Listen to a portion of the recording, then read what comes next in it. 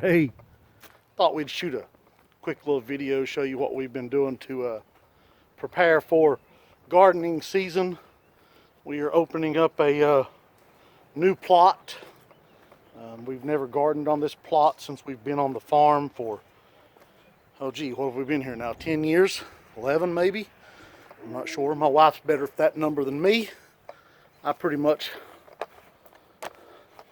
we're here. And that's really about all that matters. But we have been working today, sorry about the light change, walking through the barn. Excuse the mess in this place. Breezeway of the barn tends to be a catch-all. Right here's propane heater that goes in the new greenhouse. Well, new to us. And there's the vents. There's the fan. But that's not what we're here for. We are here to look at our new garden plot.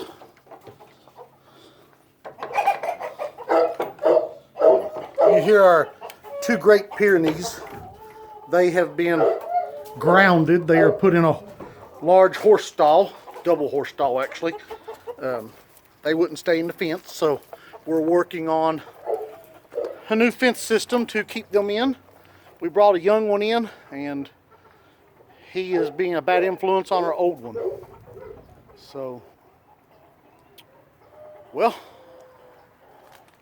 here we are. Chickens are already out there doing their job.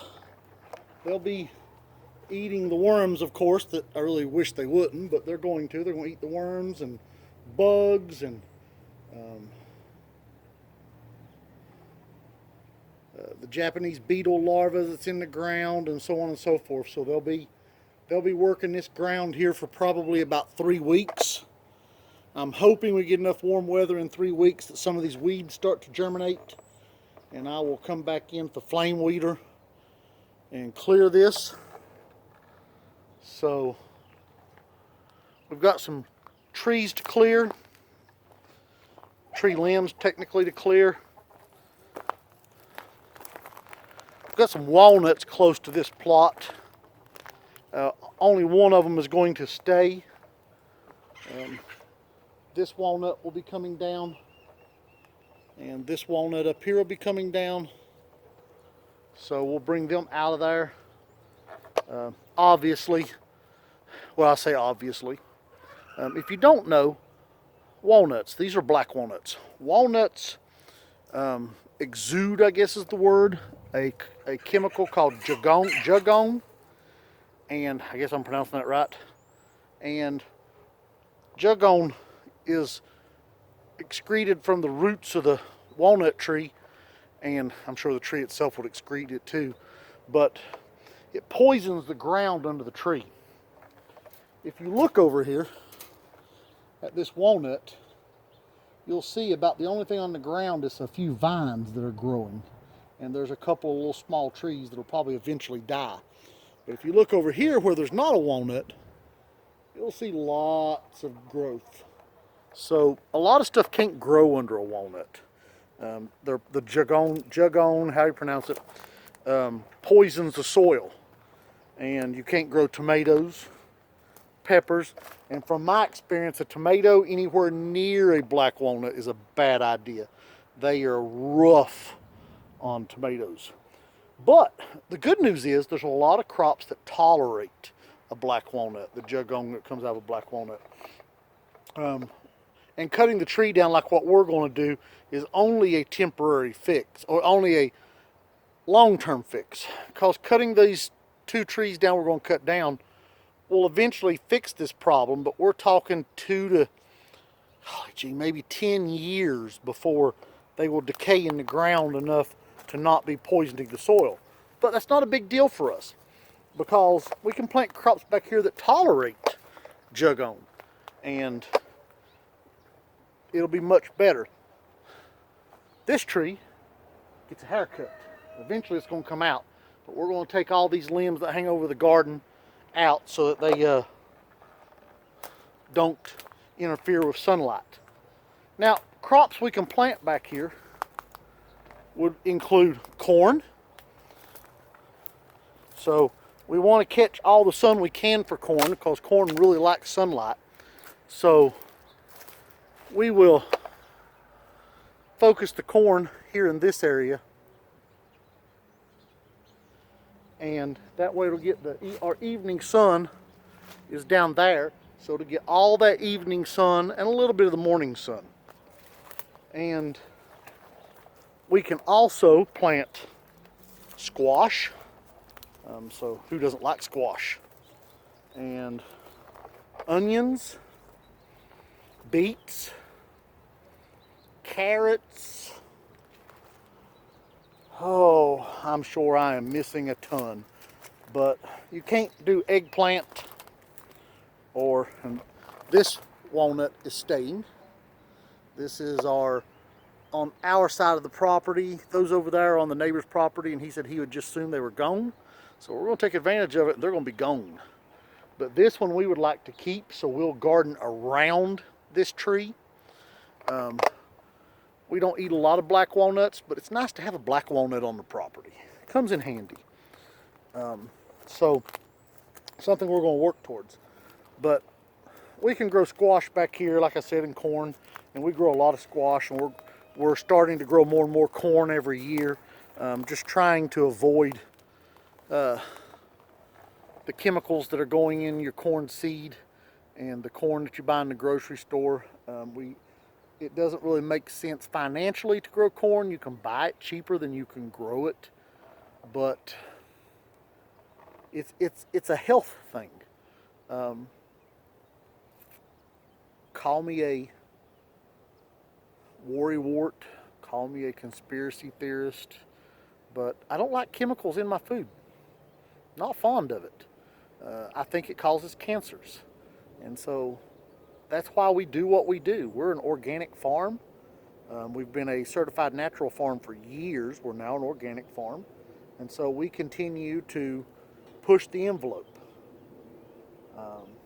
and try to grow more and more ourselves. Corn is one of the few things that we have over the years bought from other people. But we're this year going to try to produce not only our own corn, but enough corn for our CSA boxes. Probably won't have none left over to take to the farmer's market, but we're going to try to have enough for our CSA customers so that they can enjoy organic, farm fresh corn. This plot is 45 by about 110. Realistically, we're going to be able to use around 35 feet by 100 foot of this. I need room to turn the tractor on each end. It just makes life easier. It's not that I have to, just life would be easier, and I prefer it to be easier. And it gives us room to get our carts in here to work the garden. We can make a circle. The primary thing is once the crop is up, I'd like to be able to get a wagon in here behind the tractor, or technically that'll be behind our lawnmower, and pull it. The tractor I won't have in here once the crops are up. It'll be gone. We got a small tractor, a John Deere 1025R. It's a lifesaver around here. I've also got a Ford 2000 series, 1984, I think.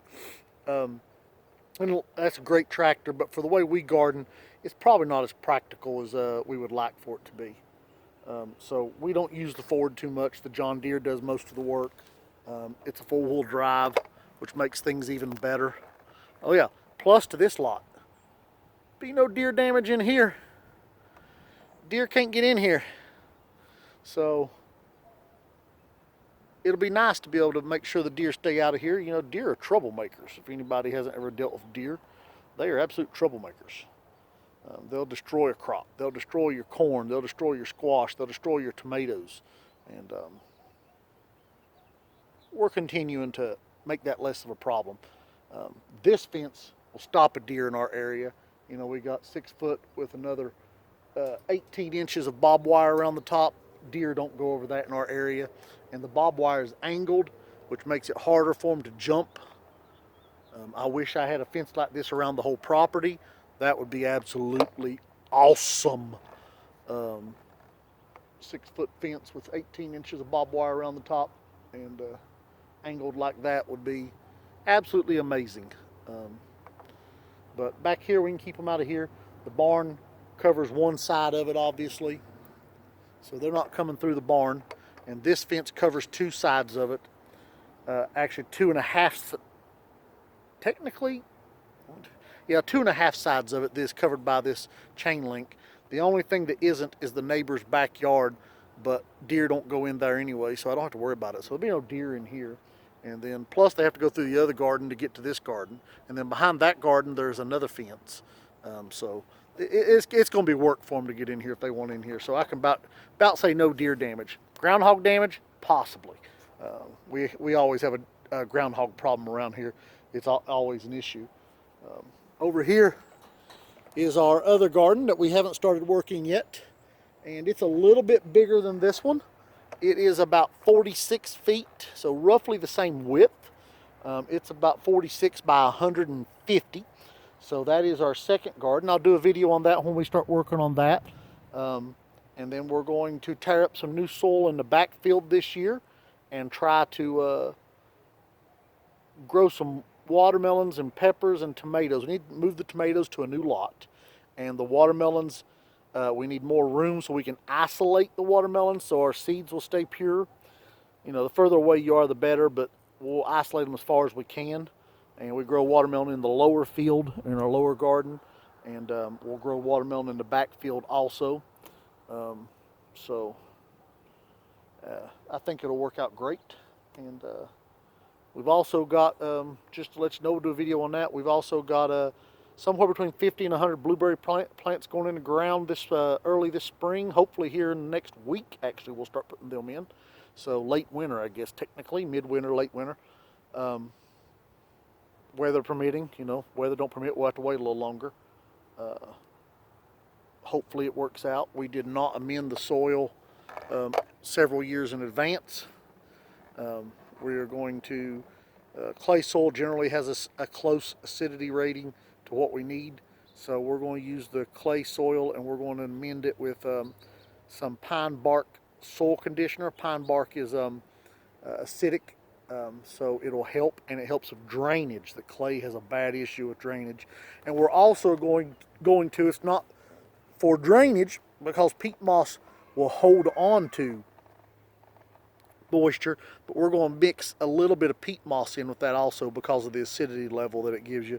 And then once they're planted, we will go back with a rhododendron fertilizer on top because it's got the correct pH level that we need. And you're looking for around a pH of around 5. So we'll use that, and then we'll put we're going to plant them into woven fabric that you would use in your garden, like what we use in our garden.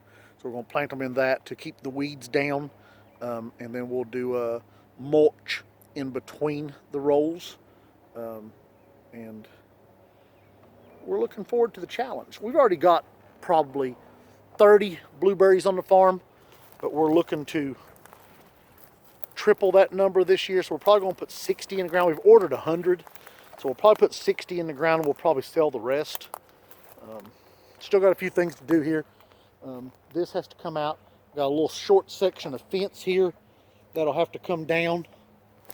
This little short section. We used to run chickens back here, and as you see, we still are. They're getting ready to get moved to a new lot. We've actually had chickens, ducks, and geese back here for years, for right at 10 years. So this property, this lot should be well fertilized and the soil looks great. I'm very, I don't know if you can see that.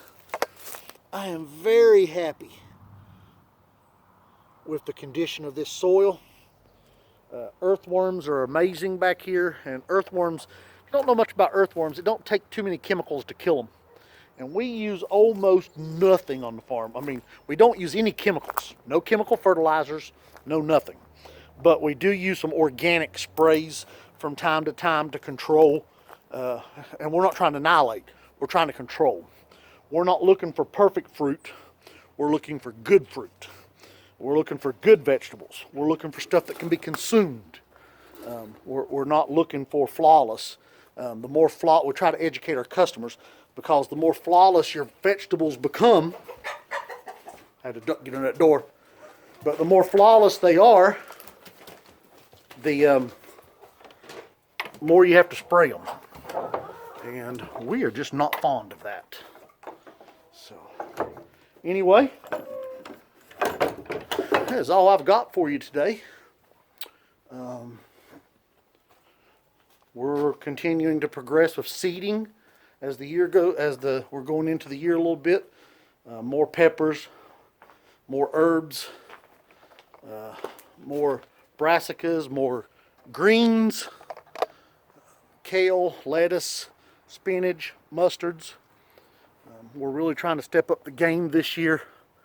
We're trying to do something. We're planning on making our production ×4 this year. It's a lofty goal and it's a lot of work. So I let the geese out, and so they're letting us know they're out. My daughter will love that. She's got to put them back up. Well, folks, I hope you've enjoyed. I hope it's been awesome. And we'll see you again next time. Take care.